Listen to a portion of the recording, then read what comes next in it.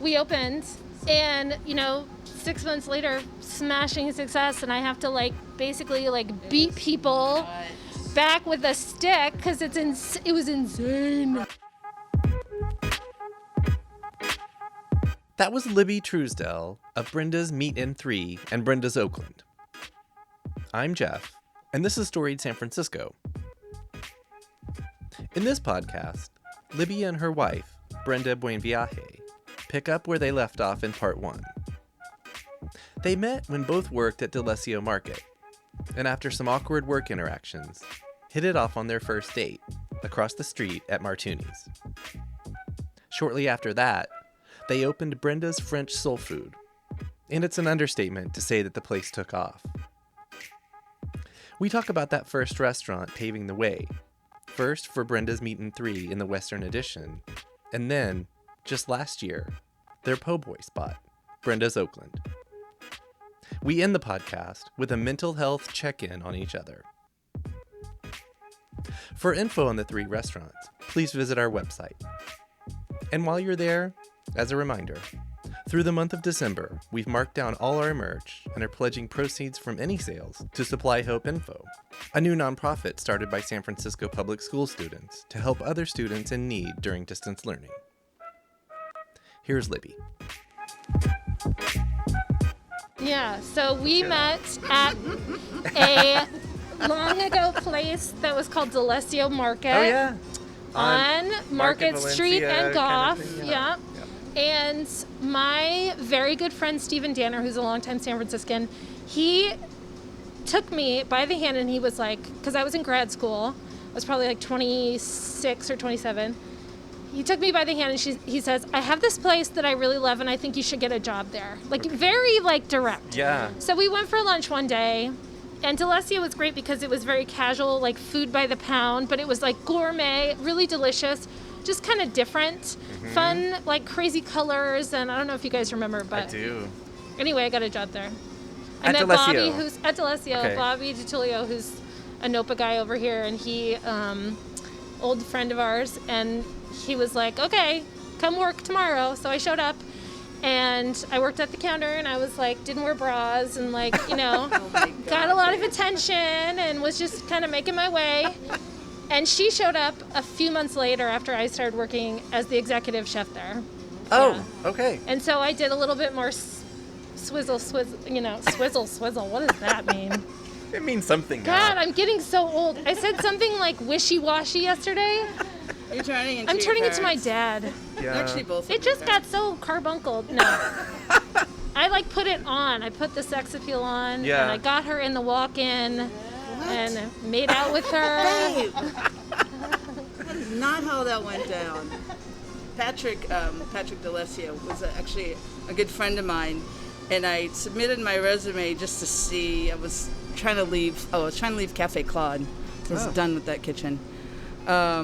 And he called me right away, and he's like, oh my God, he's like, the chef of my dreams. Please come in, tell us what you want, make this happen. So I got there, it was fun. It was fun to be in a casual restaurant after years and years of doing the grind and working sane hours, no more scrubbing fryers at midnight. And it was just a nice break for me. And I was also consciously working toward opening my own place, and this was a good stepping stone to getting there because I knew that I wanted to do something casual.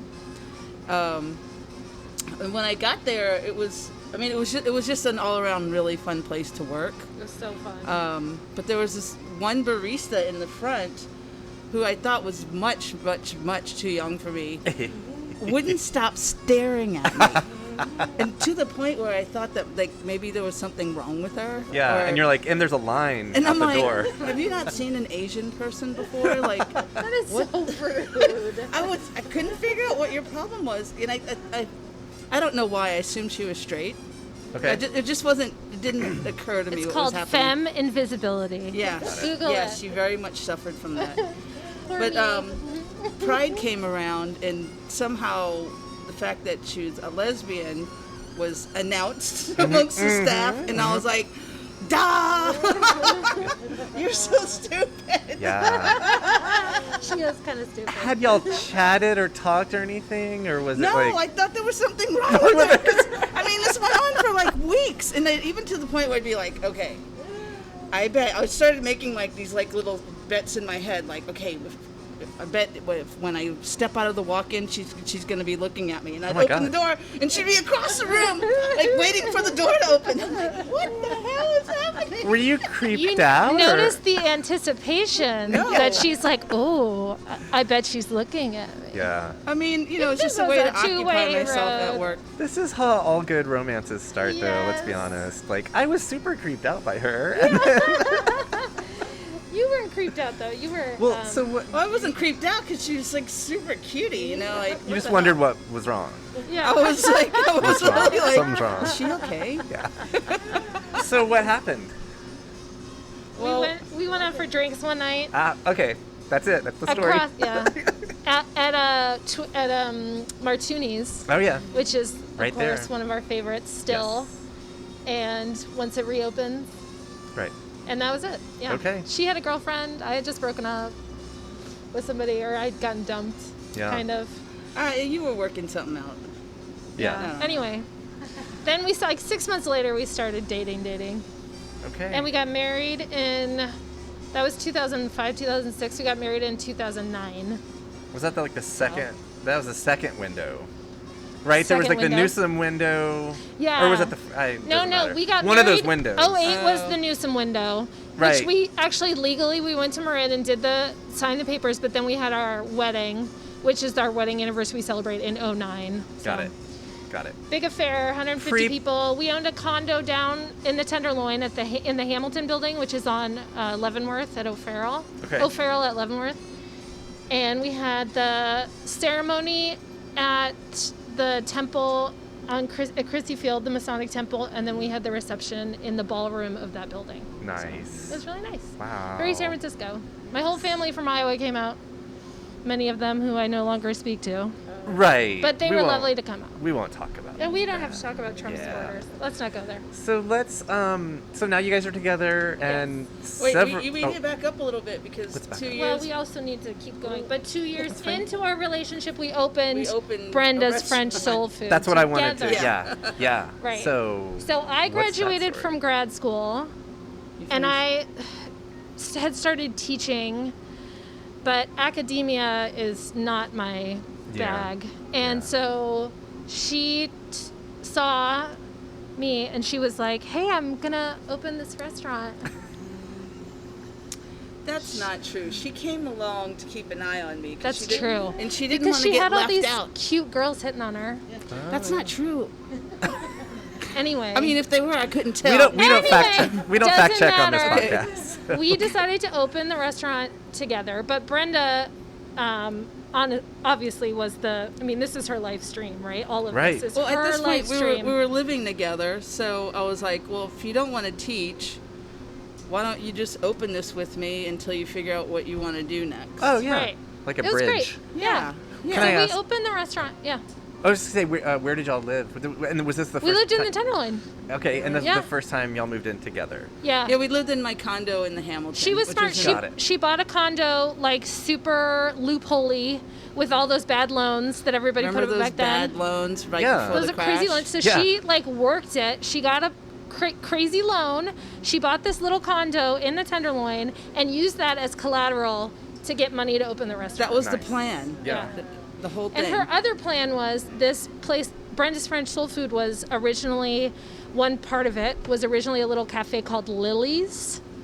No. No, what was it called? Sons. Sons. You remember when the culinary school was there? Yes. Yeah. It That was I do. this like little divey Korean greasy spoon where all the culinary students would go Ah. for breakfast. Got it. Yeah. Everything cost like $4, and she made like huge hash browns. Yeah. And she put kimchi. You know, the and, classic like Korean American like diner. Korean American diner. Yeah. She was lovely. So Brenda is a genius and goes in there and is like, "Hey, can I help you out for a little while and like, help you kind of grow your business?" Or I don't know what you'd said to her. No. So the business, she had posted it on Craigslist, and Oh, I that's went right. in and I was like, I want to buy this business. She goes, I know, but I need to keep it going for 6 months to finish some part of her lease, Mm-hmm. and I wanted to make sure that I got the deal. So I quit my other job and just went there and worked for her. And I kept my eye on it. And at the time, I was like, You'll is be she mine. crazy? I mean, I was like, I watched her do this whole process, and I was like, okay, either she's totally fucking crazy, or she's a genius, right? Like when you don't know, and you're just like, okay, she's betting her entire life savings and all of her time and effort, and of course she's a So now genius. you're wondering what's wrong with her. But you know what But was here we great are. is I just let her. I mean, I was like, okay, Well, you okay, didn't have anything okay. to lose. Yeah. Like, Yeah. yeah. So Okay. we opened, So- and 6 months later, smashing success, and I have to like basically like It beat was people nuts. back with a stick because it was insane. Right. I know what your role was. What was your role? So I was in the front. So Okay. I put together the whole front and waited tables and the traditional like lady in the front situation. I We feel like hired people and wrote a schedule and payroll. my like, experience was that I've never seen there not be a line. yeah, Especially there's- those first days. Right. Like when, well, we had, how many seats? You guys did were we doing have? lines before they were trendy in San Francisco. Well, no, Kind of. seriously, when we Kind of. lived in the Tenderloin together, before I opened, whenever we drove out of the Tenderloin, we'd have to drive past Dottie's, like the old Dottie's. Oh, yeah. And I would say, I want a line. I Yeah. want a restaurant with a line in front of Yeah. it. Yeah. I would say that exactly out what loud. she got. And I You made guys She are all about made it happen. manifesting, manifesting reality. She is. Well, Yeah, you so too. we- You're of your mom. You're Yeah, manifesting your mom's right. reality. Thank you for that, Bone. Yeah. I appreciate that. Well, so opening a restaurant, big fucking scary endeavor. nuts. How was it? It was for y'all? awesome because it was so overwhelmingly successful. Right that- away. Yeah, pretty Okay. much. Yeah. Okay. That we just like ran with it. Like the first, this is a fun was story. nuts. The first like 3-4 years, she and I would wake up at 6, 7 in the morning. We opened at 8. Walk through the Tenderloin, greet all the hey, what's up? Don't step on the needles. Yeah. Go open the restaurant, work all fucking day long, 8 hours, 9 hours, just like bam, bam, flip the tables, flip the tables. Then we would get in our 1997 RAV4 that we had just bought, which was like, her other car was a Saturn where the mirrors were duct taped on. So I bought the RAV4 from this guy down at the AAA. I will make this shorter, I promise. No. But we would go to the restaurant depot, the two of us, And we would pack pack it so full that we would be sitting in the front and there would be groceries stacked up to my the ceiling. favorite is if we hit the brakes too hard, the watermelons The fly to watermelons would whack us in the back of fly, the and the pineapples, and then we'd be like, ah! We would shove groceries underneath the seats Right. on the dashboard, and then we drive back, unpack everything. We had I would two do guys prep. doing prep. They do For the prep. next day. Yeah, Then it was we would go insane. do a bar crawl through the Tenderloin and get shitty because we didn't have full-time also- kids back then. We were a lot younger. We were a lot younger. And then didn't we would wake sleep. up the next day. Yeah. Didn't sleep. Didn't sleep. Yeah. Martinis and that's the It restaurant was life. intense. So we did that for a long time. Yeah. So how Yeah. many years? And correct me if I'm wrong, but was Oakland the second one or was this? No, No. Oakland's our That's the That's the latest. baby. This is Yeah. the. It was okay. actually it was French soul food, and then we opened Libby Jane Cafe. Oh about yeah. 3 years. Well, It's Now it closed makes now. sense. Yeah. yeah. Sad. And then we opened this one in 2014, and then we opened Oakland last year. Okay. And in And then that we're- time, we we're also had actually 2 opening more another children. So she has a 19-year-old son from her first marriage. Oh wow. And then we had our daughter who's in the dining room in 2011. So 2007 we opened French Soul Food. 2000 we got married in 09. We had Aurora in 11. 2014 we opened this place. The next year I got pregnant with our 5-year-old boy. And then we opened Oakland a year ago.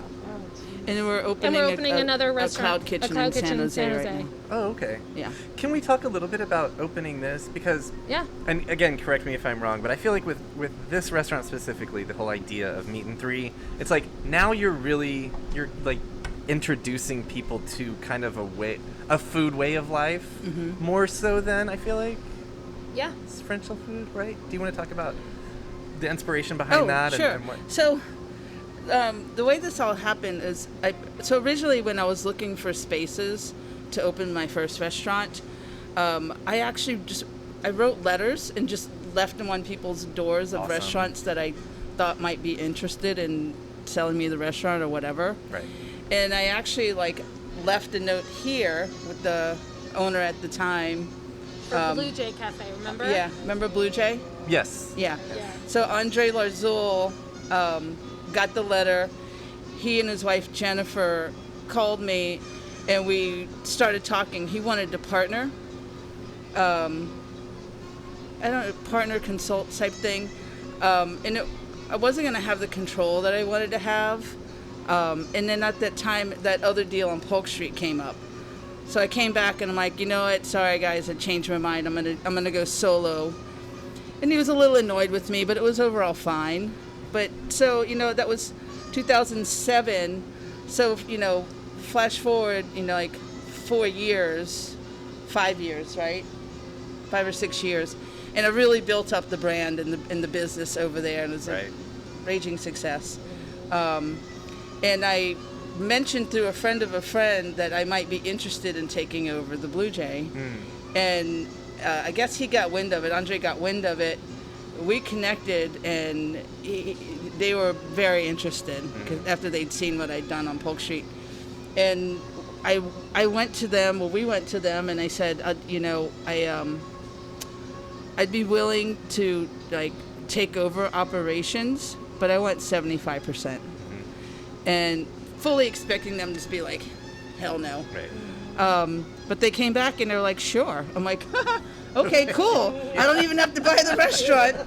We can just split it up this way. So that's how that whole thing, the whole evolution of us being partners here together came into fruition. And they're lovely, lovely people, and it's been a really nice partnership. Okay. It's our only partnership. It's our only partnership. So all the other 3 places we own. Just we don't I really don't like to share, but if I had to share, the Larzuls are fine and lovely people. Yeah, it's been a good partnership. Yeah. So, so we took this over, and I, it was fun doing New Orleans centric food on Polk Street, but I got, same way I'm looking at Filipino cuisine now. I just wanted to expand and do more things. And I really thought the idea of a meat and three concept would be fun for diners, because people always want to change the plate anyway, which is annoying. So here, actually giving you permission to come in and make your choices. Had it been done? I'd never seen anything here. Not in San Francisco. I don't think so, and I don't think in California I've not seen a meat and three. Right. And it's still people, very southern thing. Yeah, and people were really confused by it, because they were like, oh, it's Brenda's meet and greet, or Brenda's MEET and 3, like you go to meet there, and I'm like, no, it's like meat, like It's food. meat, y'all. It's food. Yeah. Yeah. Which is why, that one of the reasons to have that mural up is just, I thought, okay, let's just give them a visualization of the concept. Word sides, y'all. Yeah. Yeah. In the early days, we did a lot of explaining what a meat and three is, of course, which we still do. Well, it's still and just explaining it's on the menu, difference. I feel like, right? Or And on the website also. Yeah. Just a quick little thing, But I think that's great. It's Yeah. it more than just the food being elevated itself. It's like it elevates the experience of you're learning a little bit about a culture that's different very different from here. Yeah.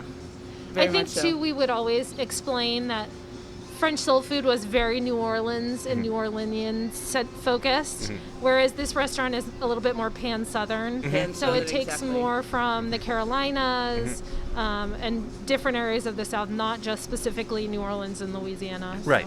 Yeah. But you weren't going to leave But that still, back, there's a right? lot of classic stuff too. Yes. Yeah. Cool. So that was 2014. And then, 2014. do you want to talk about opening the Oakland place Yeah, at all? so we opened. We wanted to focus on. So the Oakland place. So for many years we had wanted to do a po' boy concept, fast casual. Fast casually. And Brenda had written a menu, and we had eaten all of the recipes and had. We went to New Orleans just to eat po' we did a boys. po' boy trip to New Orleans, research and. That's my kind of vacation. Yeah, Oh, it was the best. insane. That was when our daughter was a baby. Yeah. But we, so we had this concept of just doing fast casual po' boys, and it took until Oakland. So we were going to open in the Fillmore for a while, and that kind of didn't work out. And finally, we get a lot of solicitation to open restaurants, places, and we got a deal finally that we couldn't refuse. Okay. And this company offered to build out a restaurant space for us, essentially. Oh, wow. In a brand new building, and it's at 41st and Broadway in Oakland. And It was really the corner, though. it's a corner lot on the northwest corner. But thank God we opened that restaurant and thank God we designed it to be fast casual. So it's only about 2,000 square feet, but 75% of that 2,000 square feet is the kitchen, Okay. right? So we wanted to make sure that we were dedicating space to production and being able to feed as many people as we could in that fast casual concept. So we opened in the beginning of October 2019. Okay. And then the pandemic hit.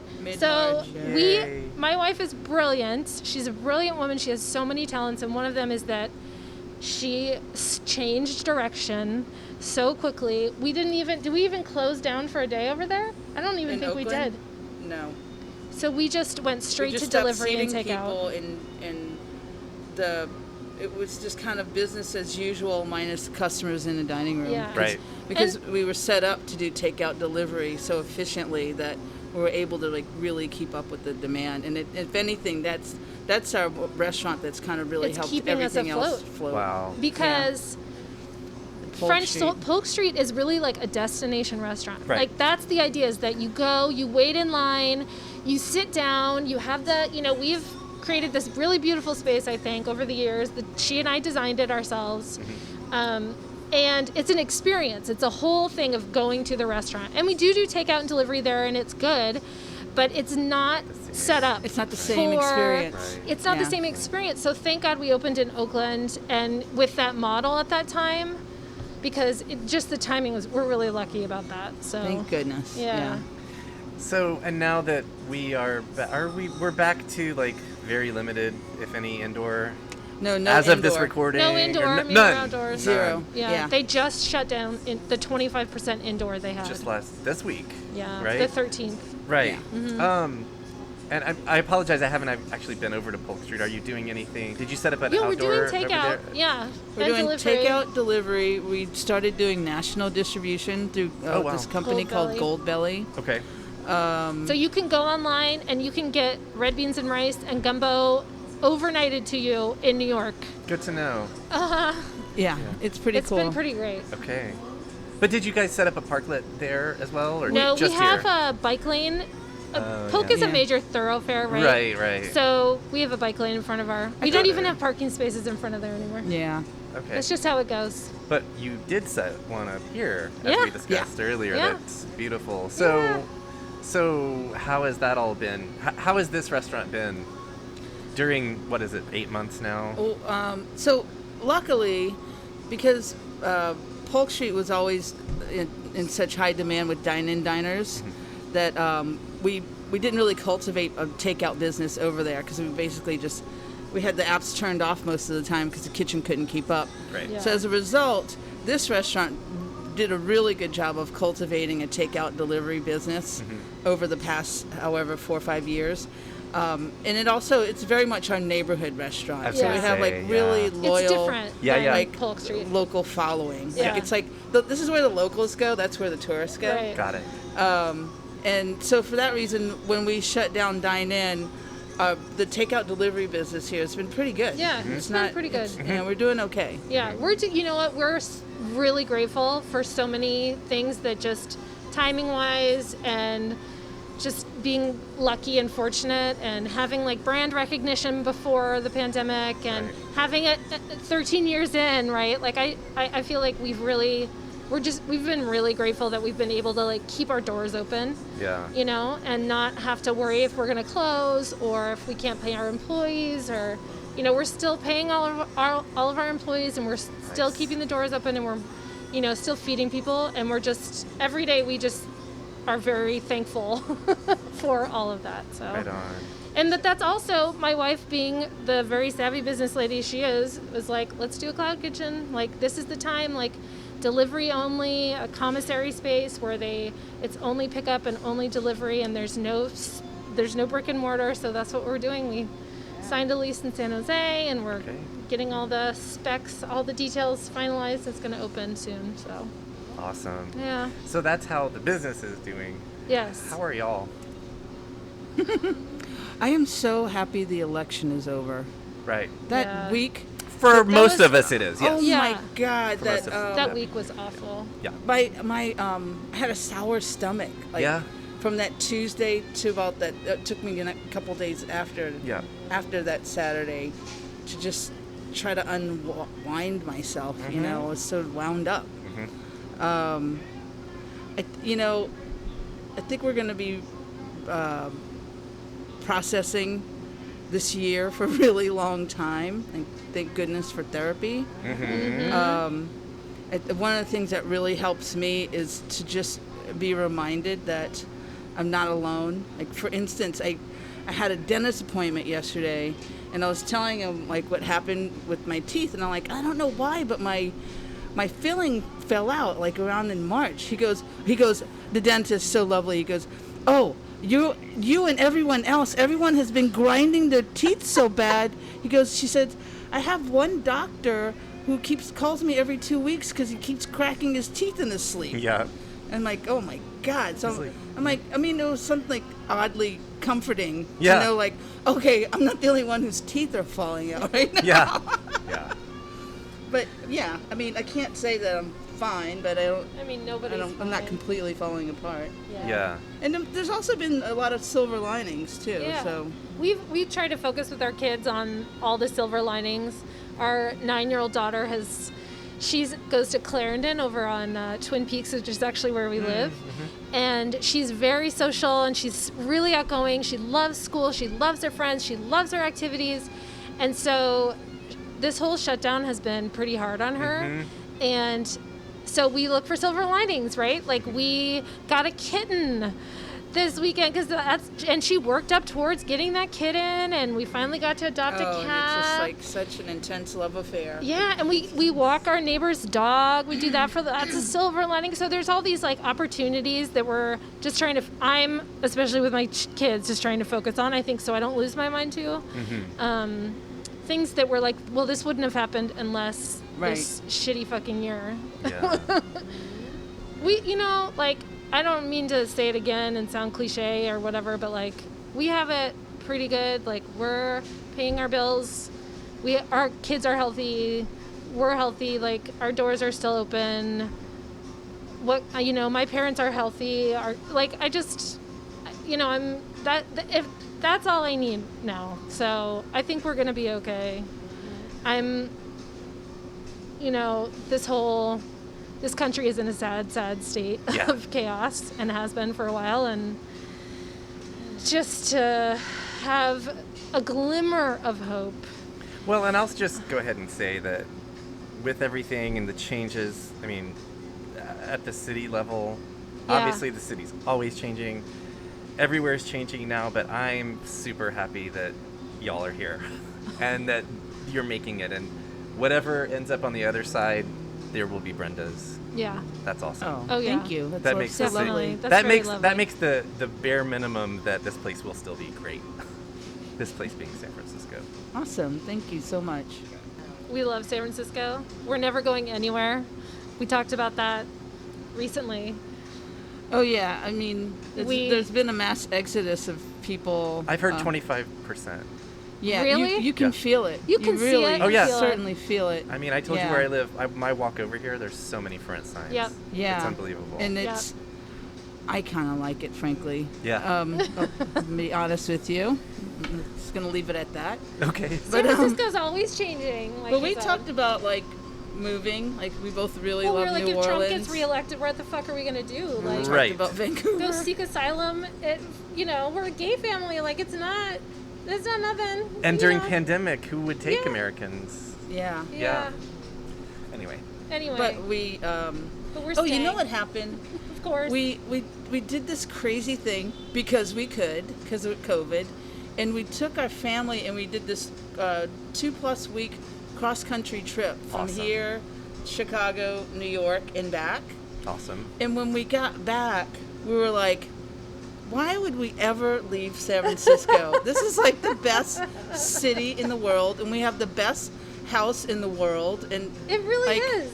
I mean, we stayed in some really cool places while we were traveling. We also drove through some scary swing states also.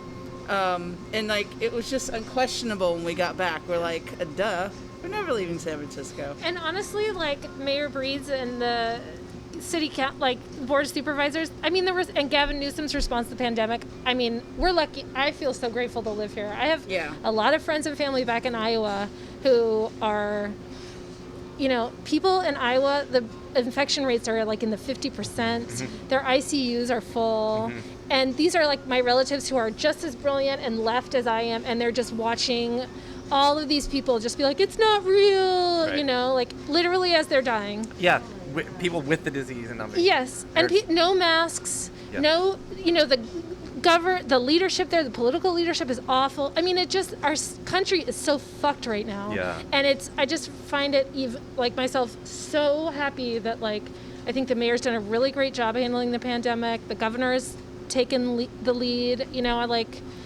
I'm all for it. Like, roll us back. Like, take our 25% of diners out of here if that's what happens. Yeah. That's what you need to do it, Yeah, I saw something interesting the other day. It was like, what's going to help? It was, I can't remember who exactly it was, but someone who owns a restaurant, I think here, was like, what's going to save the restaurant industry is curing this fucking disease. Yes. That was on Twitter today. Not opening for 25%. Yeah. Like, that's not going to save you anyway. Yeah, that's not, nobody's making any money. It's going to make more people sick. So when y'all drove back from that road trip and you're like crossing the bridge, are you like, was it like rainbows and birds chirping and, trumpets and all of it? Yeah. And we were like, why would you live anywhere else? I mean, it's a livable city.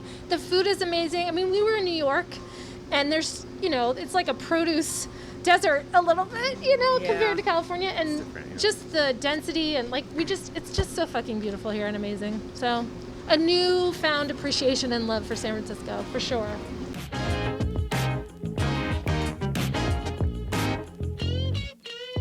That was Libby Truesdell and Brenda Buenviaje.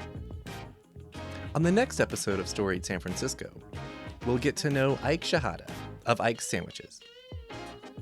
Please join us for episode 45 next Tuesday. Music for Storied San Francisco is by Otis McDonald.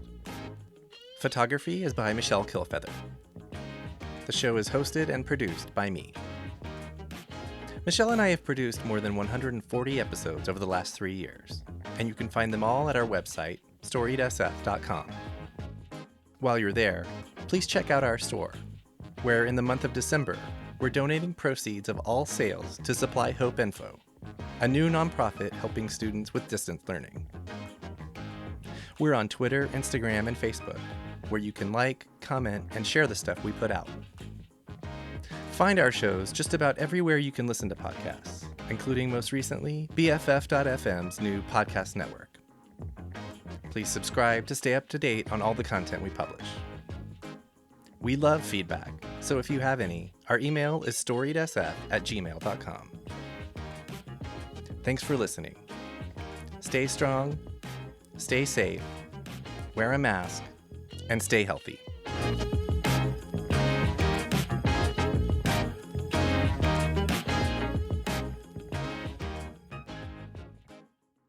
This podcast is a proud member of the BFF.FM podcast network. Learn more at podcasts.bff.fm. BFF.FM, best frequencies forever.